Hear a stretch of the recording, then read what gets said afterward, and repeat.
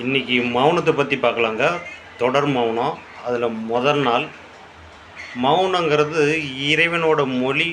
மௌனம் நாம் பேசாமல் இருந்தால் இறைவன் பேசுகிறது கேட்குறது மௌனம். உதாரணத்துக்கு, தண்ணியில் எப்படி ஒரு கல் போட்டால் ஒரு சுத்தும் போது அடியில் இருக்கிறது தெரியாது.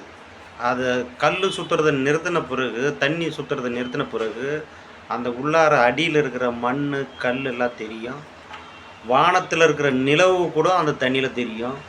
அதுபோல் நம்ம மனம் அலைச்சூழல் அலைச்சூழல் குறையும் போது நமக்குள்ளே இருக்கிற இறைவன், நான் யார், இறைவன் மொழி என்ன, இறைவனை பற்றி சிந்தனை, அமைதி, சாந்தம் எல்லாம் தெரியும். நமக்குள்ளே இருக்கிற பதட்டம், பயம் எல்லாம் போக்கும். நன்றி. வாழ்க வளமுடன்.